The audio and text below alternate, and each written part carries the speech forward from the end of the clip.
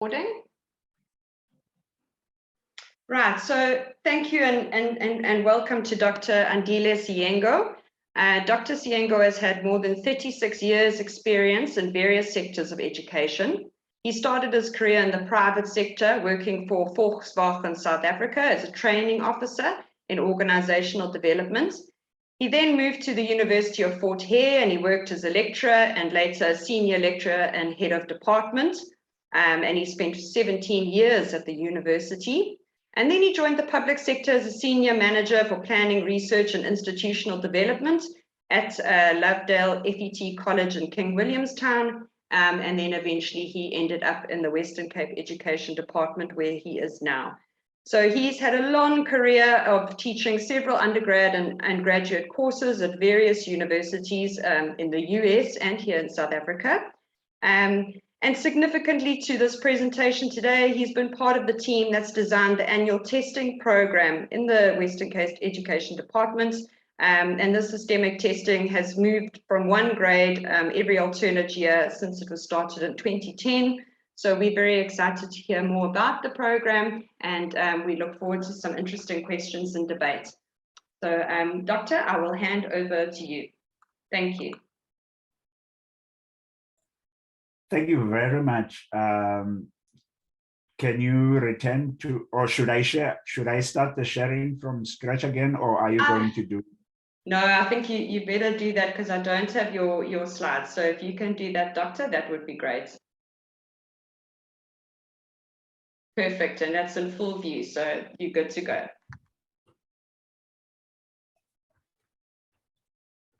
Just for a minute, I thought I would switch on the camera. I meant to do that when you were reading the bio, but the angle of the laptop and my screen are quite odd. So I will switch it off now as I move to focus on my presentation.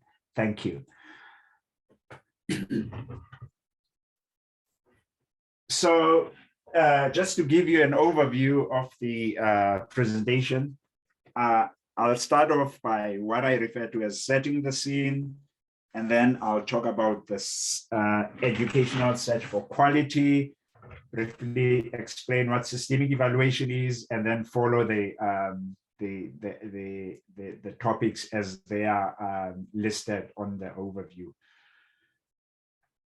So how do I start this? I thought maybe I could present this graphic to present the nature of our education system in South Africa. It's a 12-year process. Well, very soon it's going to be 13 years as grade R is institutionalized. But what we do know about our education system is that over the years, the main standard that has been used to assess quality has been grade 12.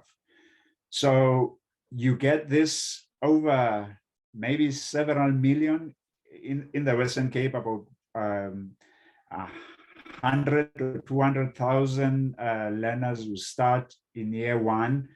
And then by the end of year 12, you have about maybe a fraction of that, of those learners graduating.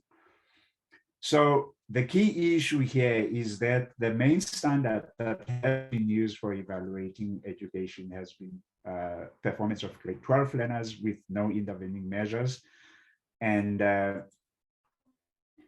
but given that, you know, there have obviously been several successes of our education system.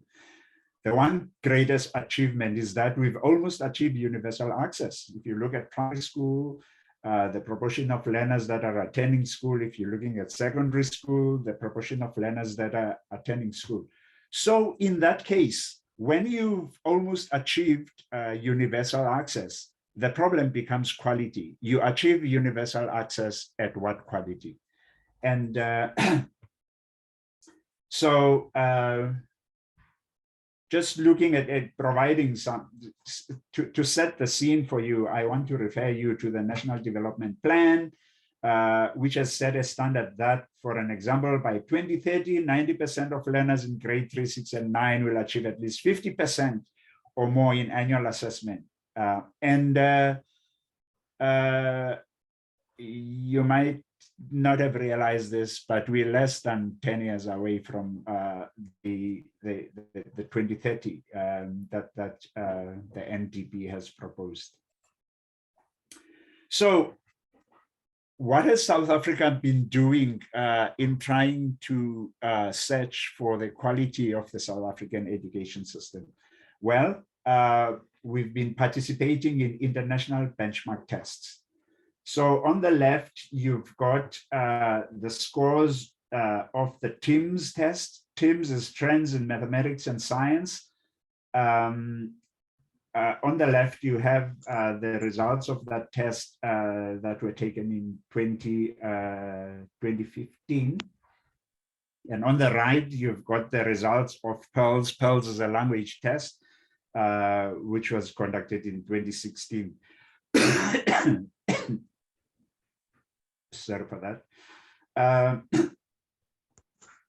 So where does South Africa stand in the relation to other countries that are participating in this test? South Africa there is represented by the red line, okay? And as you can see on both, the green line represents the center point, which is basically the average of all the participating countries. And the yellow line there represents the expected minimum level of competence. So you will see in both maths and science and in language, South Africa is actually below or at least at that time, it was below the standard, the minimum standard of competence that has been set. Similarly, if you compare South Africa's performance with our regional, with countries in our region, you will see that South Africa is not necessarily doing any better there. The countries that perform better than South Africa actually have a lower GDP when compared to South Africa. So the expectation would have been that South Africa would perform at levels that are slightly above than where it currently stands. So let's just briefly talk about systems of evaluating quality within the education system. We have a problem that's called the WCED systemic evaluation. Sorry for that. The WCED systemic testing program. And this is a program that's designed to monitor the trends in learning, by providing feedback on the overall health of the system. So you want to test how healthy your system is, and you, as I'm going to explain, you select specific grades to do that. Now, I must say, okay, maybe let me first just provide some brief background on literature review. One of the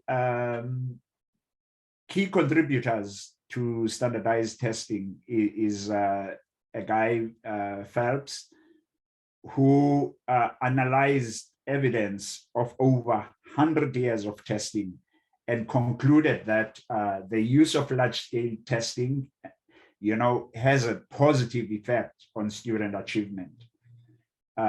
Churchill has also contributed, and his angle is that the tests are actually believed to be objective, comparable, and promote accountability. Now, objectivity is the key thing, because here you are able, with these standardized tests, you are able to remove educator bias, and you focus on students' capabilities only. In 2010, McKinsey published a report where they made an observation that after studying various systems of education around the world, the 20 school systems that achieved significant and sustained gains on national and international assessments were actually systems that used standardized testing to monitor system progress.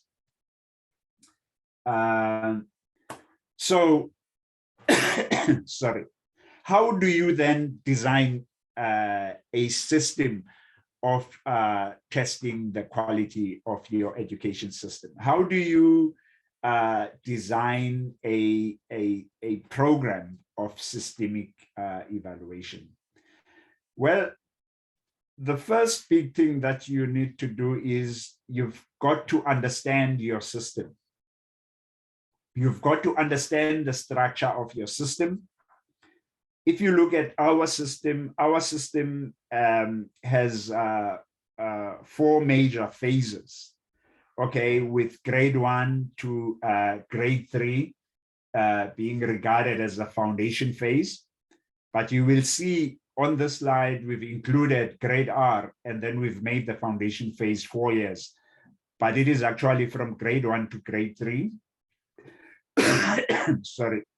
And if you include that foundation phase, it then becomes 4 years. And then you have the intermediate phase, which is from grade 4 to grade 6. You've got the senior phase, which is from grade 7 to grade 9, and you've got the FET phase.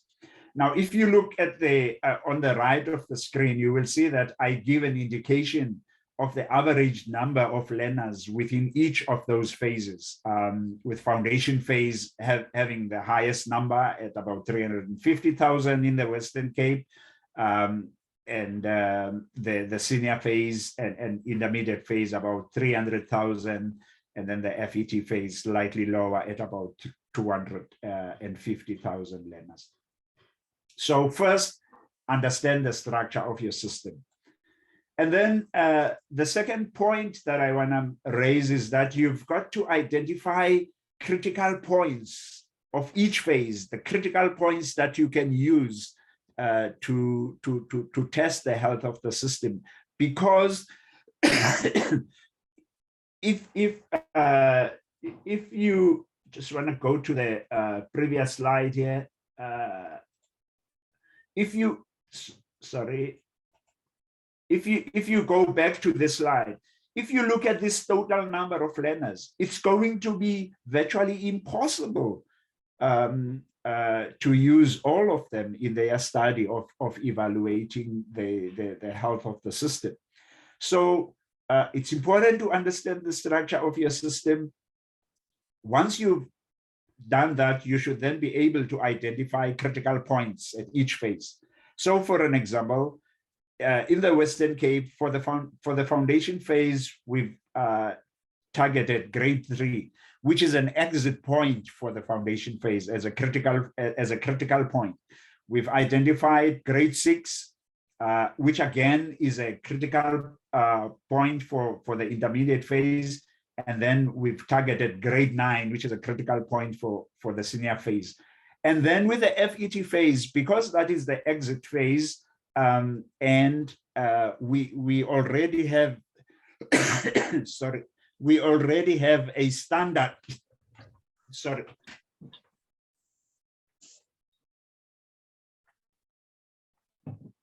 We already have a standard that is used, which is the grade 12 exit point. We've decided to exclude that phase from our sampling. And then you need to assess the capacity of your system.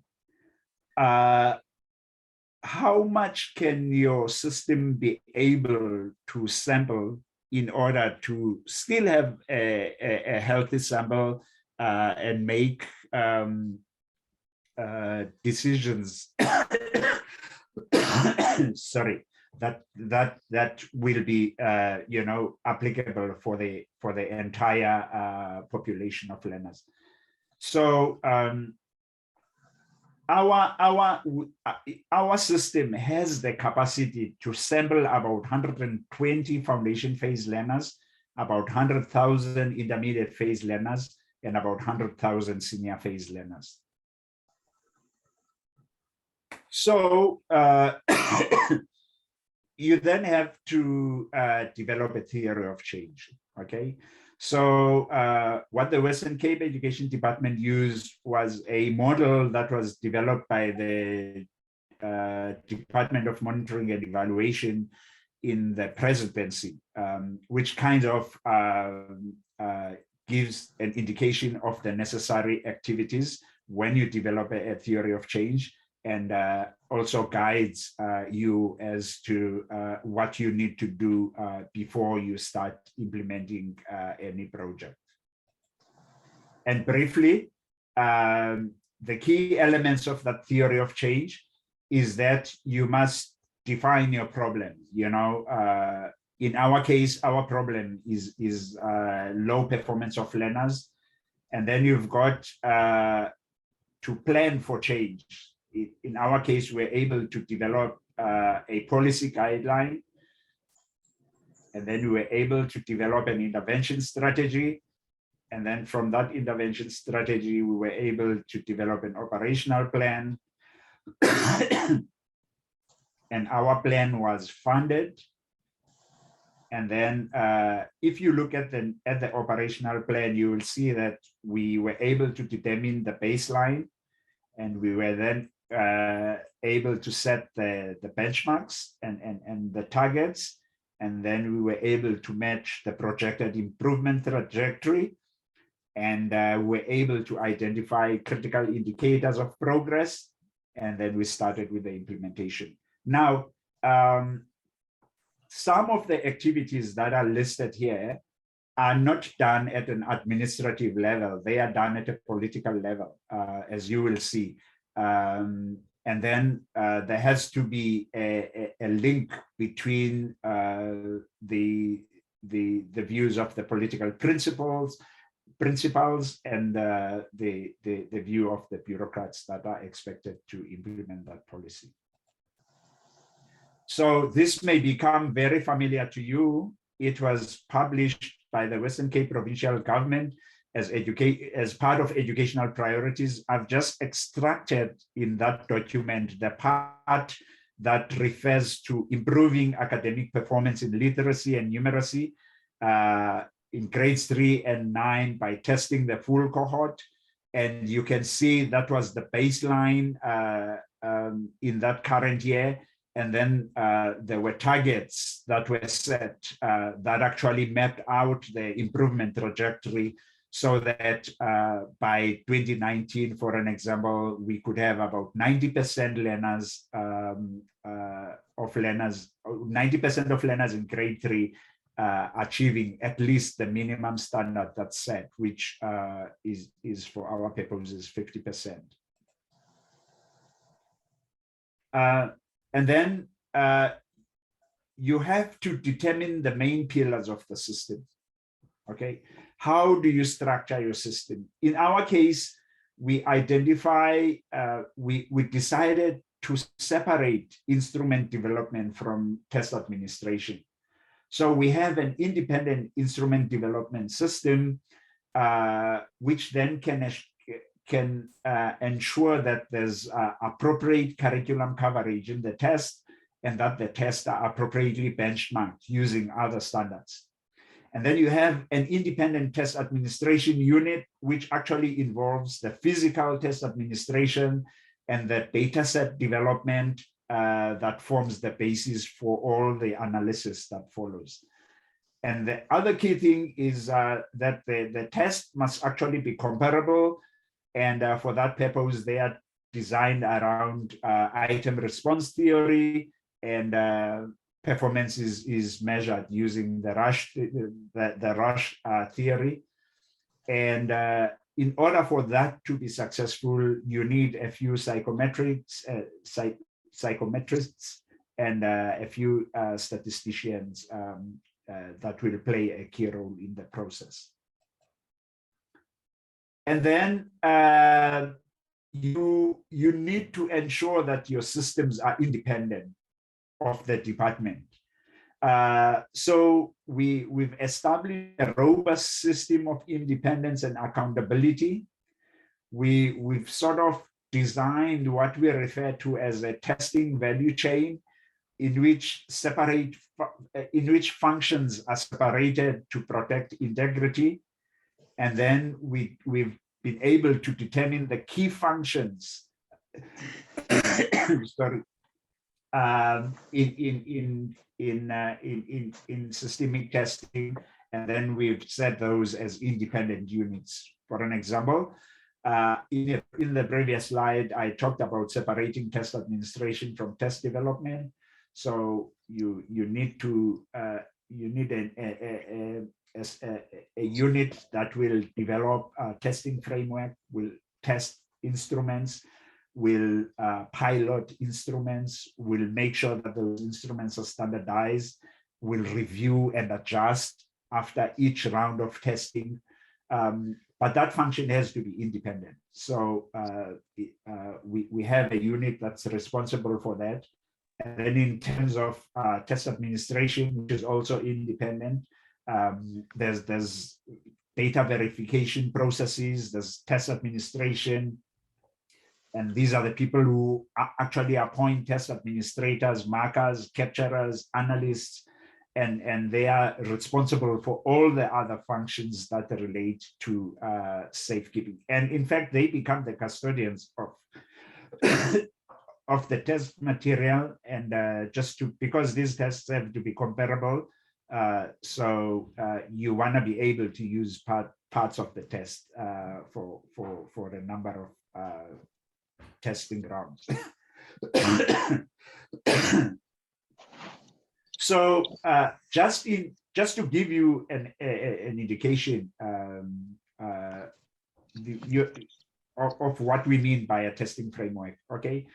The concepts and skills that are tested among our learners are actually defined by CAP. CAPS is the curriculum statement of the Republic. And then the test developers have to ensure that the levels of difficulty and cognitive demands, are as specified in the test document. So for an example, just to give you an idea of a test construct for language in the foundation phase, learners will be tested on whether they are able to recall information, the levels of comprehension, reasoning and writing. And similarly, for mathematics, the basic, this is the foundation phase, this is grade 3, counting, addition, subtraction. So you will see the build up. It starts from the most elementary up to the most complex. Now, in terms of the reporting framework,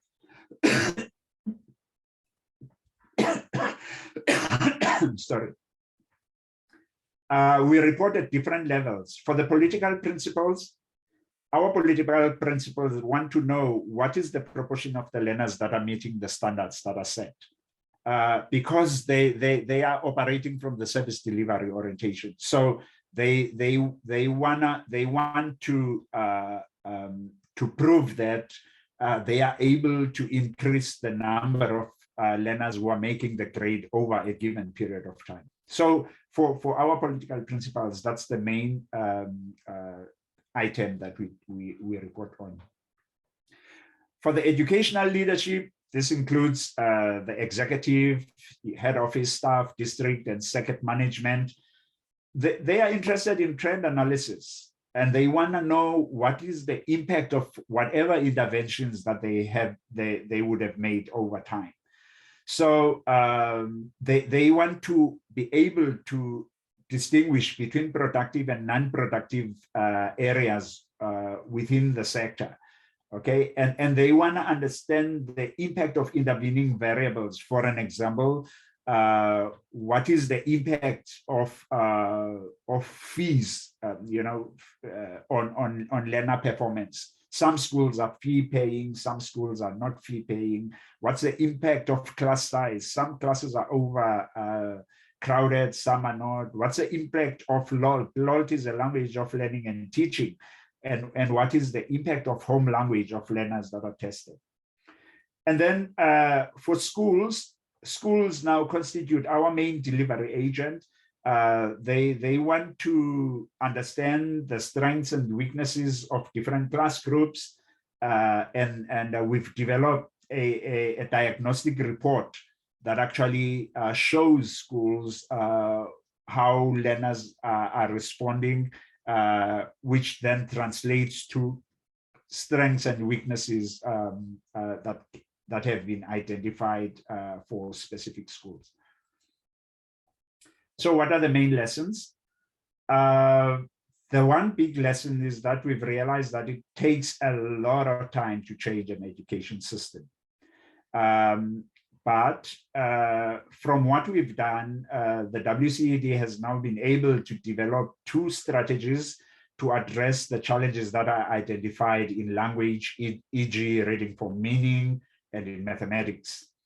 The testing program actually produces data that has become crucial for management and oversight within the education system. So we now truly a data-driven organization with data-driven planning, and most of the delivery processes are planned around the data set that is produced by the systemic testing program. And it feeds into the departmental vision of providing quality education for every child in every schools in the province. Now, I'll show you 3 slides that just give you an indication of what the trends have been, and I will end after that. But you will see that we had actually built a nice positive trajectory, but now that has, of course, been disrupted by COVID. And in fact, you remember earlier I showed you scores of the teams and pearls. I'll also show you what has happened ever since. These are our trends in mathematics. So you will see the trajectory has been quite nice, showing systemic improvement. That is grade 3, and then you will see the same in grade 6. But then you will see what COVID has done. It has really led to a significant drop, especially at those phases. Obviously, for grade 3, because those kids still need rather are dependent on educator guidance. Really, they can't work for independently. If you compare the drops in grade 3 with the drops in grade 9, you will see that the slope there is really quite sharp. The same is true with language. The trajectory had been nice. Okay, it has had some issues, but generally it has been improving. And now you can see that the significant drop between 2019 and 2021. There was another TIMSS test in 2019, and in general, South Africa still has not performed quite at a level that is expected, but at least you can see that the Western Cape is edging above all other provinces of the Western Capes, of the Republic. So we would want to believe, therefore, that our program is beginning to bear the fruits that it was designed to bear. So I will end there and just see what trends of thought may have developed while you were listening to this, and I will take that as questions. Thank you very much. I'll then mute my mic again. Thank you. Wonderful. Thank you, Doctor. That was fascinating. Really good presentation. And I can see there's already some questions in the chat. So maybe we should start with those, and then guys, feel free to carry on writing questions or even just raise your hands. And if I'll ask Jen just to help me check for raised hands in case I miss any. But I see, I wonder if I'm pronouncing your name right. Is it Magali? Do you? Magali. Thank you. Sorry. Maybe it's best if you're okay to just give your questions live, or I can read them off the chat. But sometimes it's nice to just hear from the audience. So thank you. Sure, no problem. Good morning, everyone. Good morning, Doctor. My first question about the framework for the systemic testing is that, so the way you've presented it is that the problem you're trying to address is the low performance of learners. And yet your choice is to test the learners at the exit of each phase. I'm curious to hear if you considered testing at mid-phase rather than at exit point, and whether that would help to address the performance before the child exits and moves into the next phase. I don't know if I should ask my next question as well, or yes? I think so. Let's take a few, and then maybe we ask, well, let's take a few questions, and then we'll ask Doctor to respond, and then we can take another round. So that's great. Thanks. All right. So, and my next question is in terms of the reporting framework. I'm curious to hear what your thoughts are around reporting to the public. I found that there hasn't been a lot of sharing to the public in terms of the detailed reports of the findings, you know, apart from a very high level press release generally from the department. So I'm curious about what do you see as the WCED's responsibility in terms of giving the public access to the outcomes of the process, and perhaps, you know, being available in case of specific questions about some specific subtests or specific findings. What would be then the possibilities for the public to find out more? Those are my two questions. Thank you. Great, thank you. Thank you so much. And then I'm going to read Zetu's question, which follows on from the previous speaker. So Zetu's asking, adding to question one that we just heard, what are the current benefits, if any, for testing at an exit phase compared to testing at a mid phase like we do with grade 6? So there's some interest in why we chose the grades that we chose. Is it not too late? What would be the benefits of testing at another point where there might be time to make changes? So that's the sort of feel of those questions. Garth, would you like to ask your question live? Sure. And thank you, Dr. Sienga, for your time and very interesting presentation.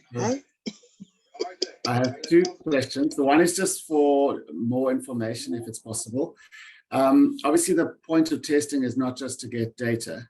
It's to make changes in the system that will improve the system. So I was just wondering if you could give some more detail about how the results of the systemic test, for example, which aspects the learners were particularly poor in, how those are then dealt with in the classroom or communicated with teachers so that they know that that's an area that needs to be worked on.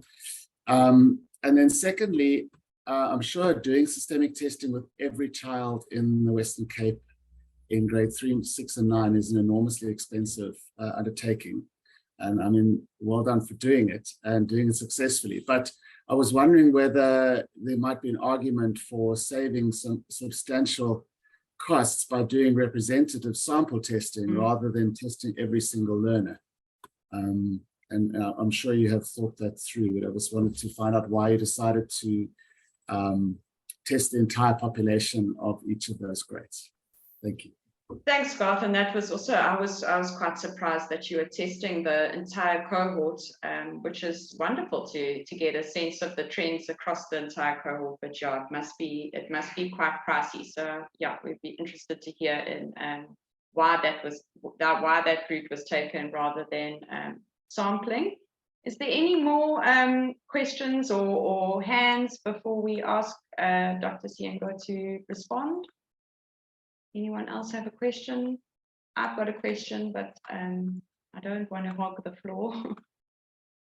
No hands. Okay, so I'll ask my question and then let's take some responses. So I'm just curious about, I mean, the systemic testing, it sounds similar to the old ANA tests we had, right? The annual national assessment tests. And I can't recall off the top of my head when the last ANAs were done, but I know they've fallen away, and I believe that this was something to do with the pressure from unions and the time and the costs that it was taking to do logistically to do these tests annually. But they were so useful for us as researchers to have this this data.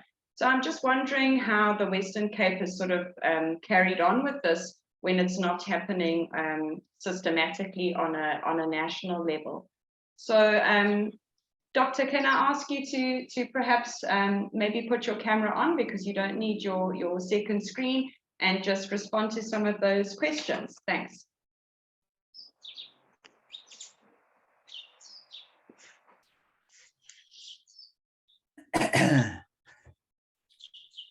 Thank you very much. Can you see me? We can't, but if you're struggling with the camera, don't stress too much. Oh, there we are. There you are. There you are. Yes. Okay. Brilliant. Thank you, Doctor. Thank you very much, colleagues, for the question.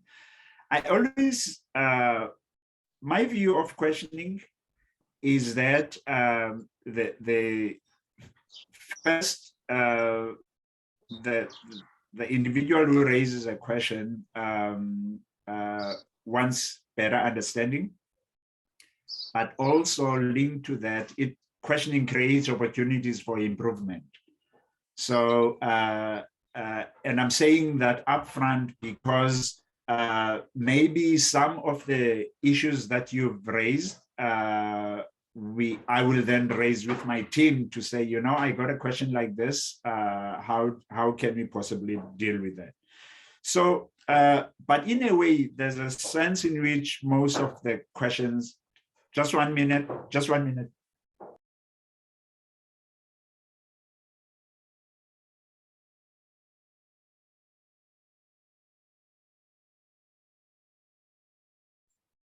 Sorry for that. That's what happens sometimes with home offices.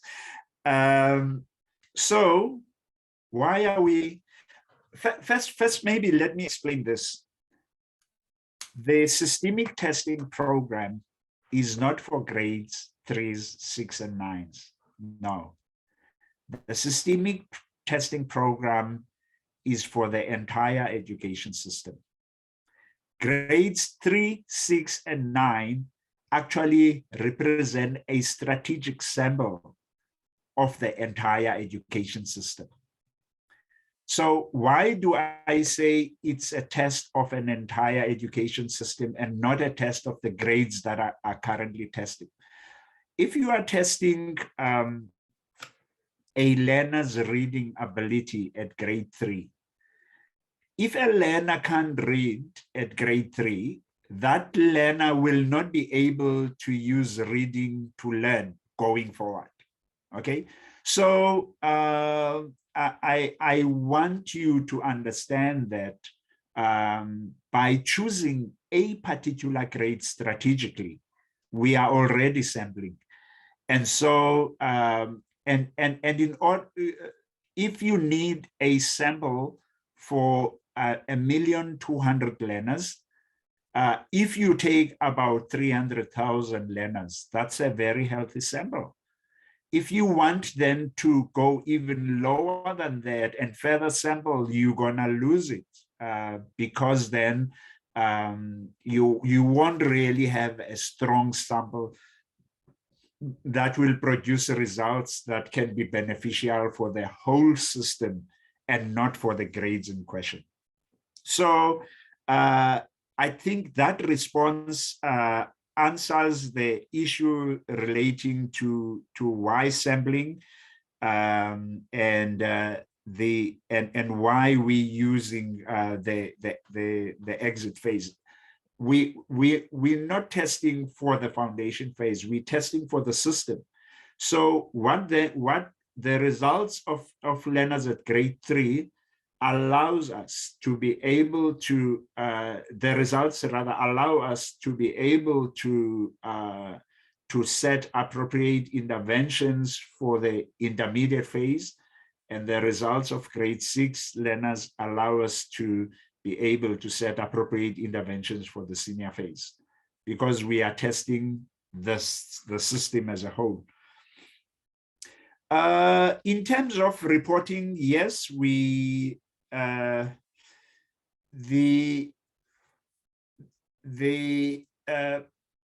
the unit that is responsible for reporting to the public is not the administrative arm of the department, but it is the political arm. So when we've done this, normally the ministry will issue a statement. Remember, I said to you, if you look at the reporting framework, what the political principles are more concerned about is the proportion of learners that are meeting the set standard, and whether that is increasing over time. And so the reporting of the political principles to the public is normally restricted just to that. The politicians will want to show that they are making a difference over time by improving the quality of education. It's not an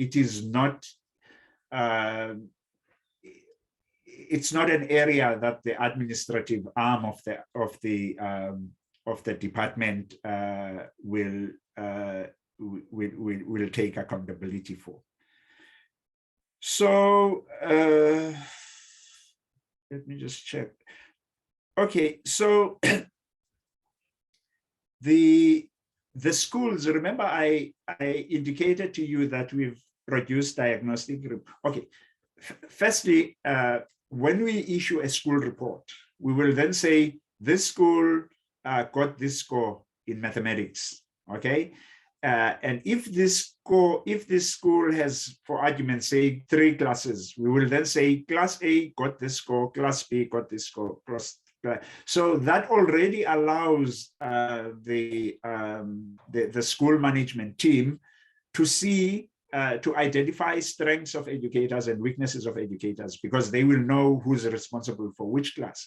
But over and above that, we then dig deep to say, we provide what we refer to as the diagnostic report, which basically looks at the skills and the concepts that were tested and gives an indication of the proportion of learners that are able to respond positively to those skills and concepts that are tested, and so that the school can have a sense of where its strengths are and where its weaknesses are. I think I have responded to most, and if I missed one, please, can you advise? Thanks, Dr. Jana, that's great. I think you've covered all the questions. I was just wondering about how this testing compared to the old ANA that we used to have, which sounds similar but was happening on a national level. And you've continued with this in the Western Cape, but yes, we don't have it anywhere else. Yeah. Yeah, you're right. Well, look, at the end of the day, even though this is an administrative initiative, you actually need to guide it. You know, you need to put your political principles in front to guide the process. So the one big issue is that, remember, education is an area of concurrent powers. So the provincial government here has the authority to decide what it implements here. And once the unions got to understand that, they were able to cooperate. There was a year, for an example, where there were, after the suspension of the ANAs, there was a year that there were attempts to disrupt the testing program in the Western Cape as well. But after consultation with unions, and the consultation was not done at political level, it was done at administrative level, but centering around the understanding of the principle of concurrent powers. The unions realized that they would have to cooperate with the department and make sure that the testing program is successful. Now, I must say that the school report and the diagnostic report has been found to be very useful by quite a majority of schools. And so, because as I said earlier, with systemic testing, you remove the educator bias. Maybe what was different with the honors was that there was still a possibility of educator bias because those scripts were marked by educators, even though they were not set by educators. So that's the major strength of an independent system, because then you are able to completely remove that. It's not all lost with a national program. In fact, currently, as we speak, the Department of Basic Education is piloting a revised model of systemic testing, and they are using a different sampling method as to the one that we are using now.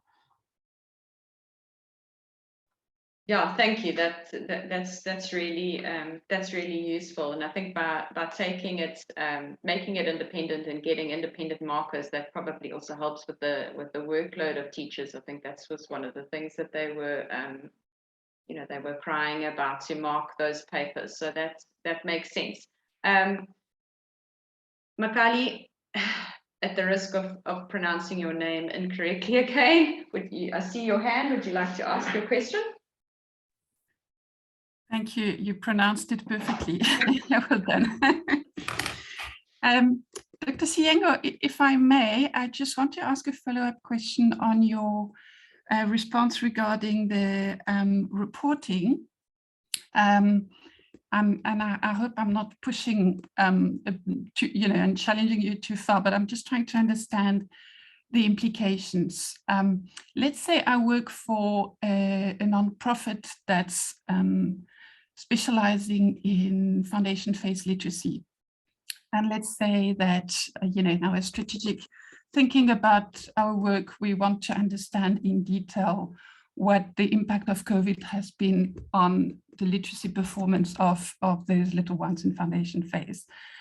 If I want to read, and I know that there's children have been tested, and I know that there's a whole lot of data available at the department about this.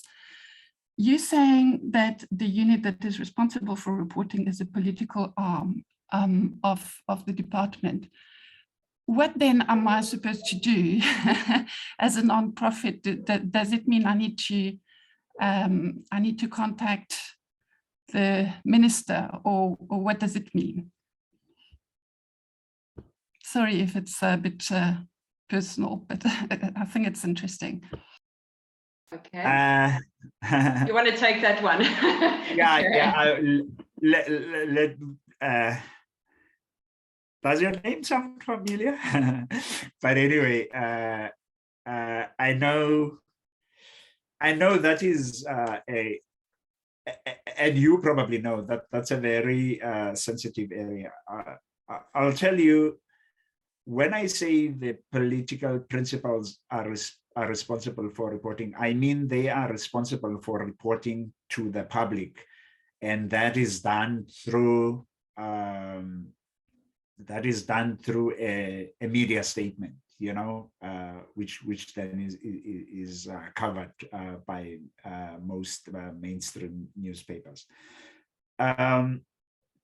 What you are asking, okay, what you seem to be referring to is access to data so that you can test the impact of your intervention. Okay. Firstly, we are very comfortable with sharing aggregated data. So if you say these are the schools that I'm active in. Can you give me an indication of what the trends have been in those schools? We'll tell you that these are the scores of the schools in 2015, 16, 17, 18, 19, and 21. You know, that data, just following normal protocol, you know, we are able to share. What we are not able to share is learner level data.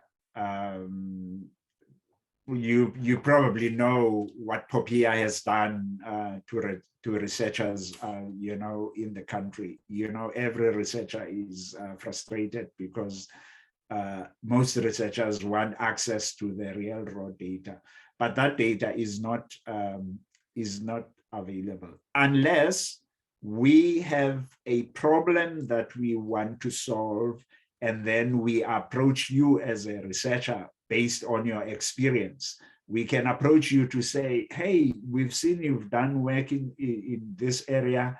Can you check what has been the impact using our data? And then we can anonymize it and release it to you. But otherwise, learner level data is still not available to members of the public. Thank you. Thank you, Doctor. Okay, so we've got 5 minutes before 10, and we do have Dr. Siyengo until 10 o'clock. So I see there's one more question that's unanswered in the chat. We can take that one. If there's any last hands, I encourage you to put them up now, and we'll take one more round of a couple of questions and then we'll close. I'm not sure if the speaker would like to give their question live. I don't have a name here, but it's a number ending in 886. 886, would you like to unmute, or should I read your question from the chat?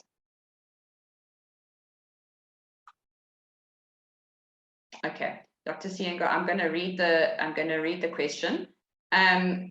The participant is saying there seems to be a stark difference between systemic testing test results and the end year performance of learners. Is this persisting? Are we doing anything to get our promotions and progression practices to better reflect performance and perhaps help with the quality of this performance? I hope that's understandable, but perhaps the speaker can just elaborate. Okay. If you don't know. No, understand I understand. The question. I understand. Okay, I understand the question. Okay. Is that the only one? And I think in response to the speaker, that is exactly why we need systemic testing program to provide an objective assessment of quality. Now, the education sector is very difficult to manage, and here's why. You have 1,200,000 learners in the system, and you are not so certain about the quality levels, you know, because you've got 35,000 educators in the system, and they have the authority, well, not really the authority, but you don't really know how they define their quality for their classes and for their schools. Consequently, the system, learners have to flow through the system. You can't keep them in one place. And so we understand where educators are coming from. And also, you know, an educator will know that this learner is a good learner. Maybe something happened for the day without really realizing that maybe that the learner is not as good as he might or she might think he is. So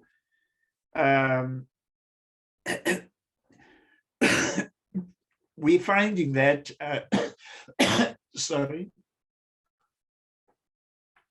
we're finding that there are differences between end of the year results of schools and the systemic testing program results.